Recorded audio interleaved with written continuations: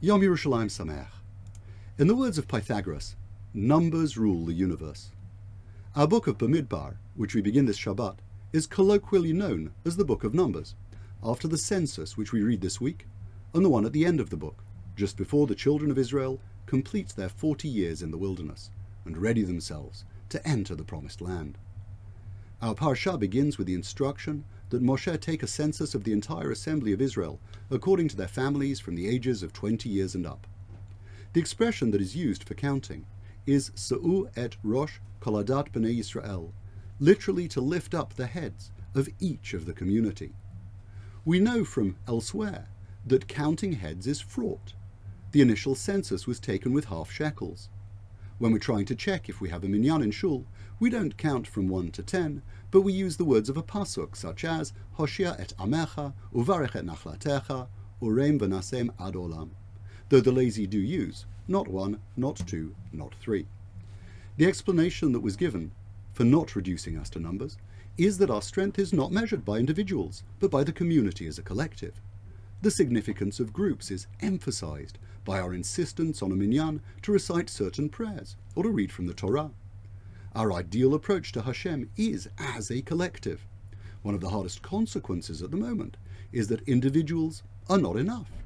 Even tens of individuals doing the same thing at the same time, but in their own homes, are not enough for the prayers we recite with the minyan. So why here, as we're assessing the fighting strength of Israel, do we count the heads? Or more specifically, lift up the heads? There are so many verbs for counting which are used elsewhere in the Torah. Limnot, lispor, lifgod. Why lift the heads? An explanation to this is given by Rabbi Yitzchak Meir Alter, born in 1799 and founder of the Gera Hasidic dynasty. He's more commonly known as the Chidushei Harim, Rim being the acronym of Rabbi Yitzchak Meir. He refers to the halachic idea that when we have a mixture of things, a davar sheba minyan is not lost in the mass. Let me explain. We're familiar with the idea that if a small drop of milk falls, God forbid, into a meaty soup, if the volume of the milk is less than a 60th, then it is batal b'shishim, lost, because its flavor has dissipated in the 60 times greater volume. The soup remains kosher and meaty. Where you have visibly identical solids, an item is lost in even a majority, which is part of the underlying basis for cooking eggs in a minimum of 3. However, this does not apply when the solid is important. We don't care for a grain of mince or even a cocktail Vienna.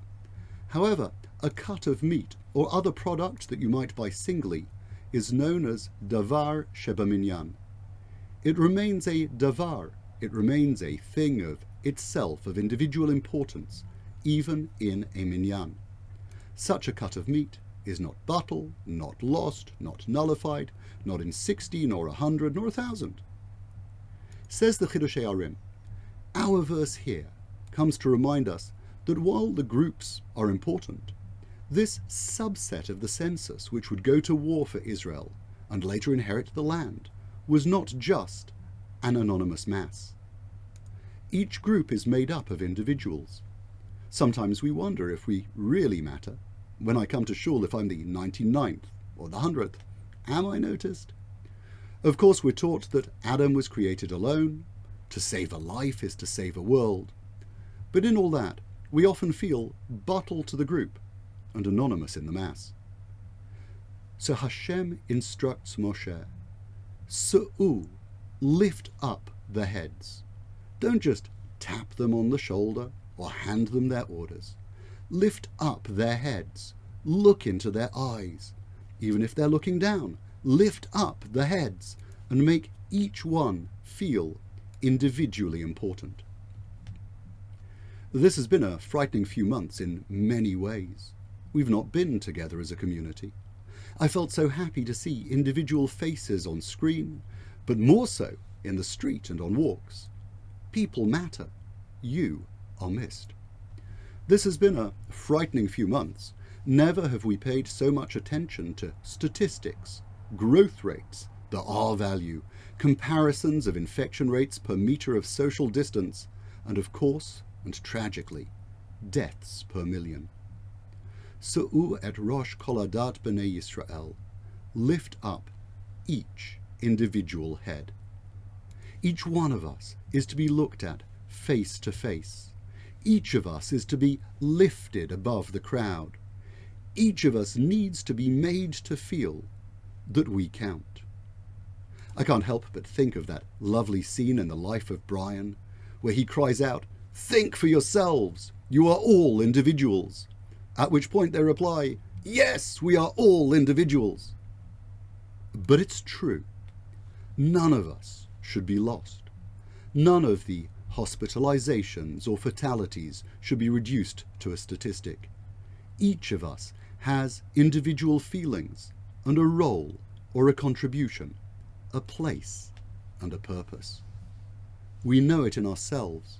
When we're overlooked, if we're not resigned to it, we are quick to take umbrage.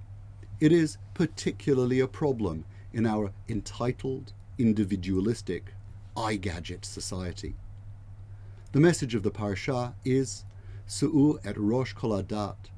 Not lift up your own head, lift up each other's heads.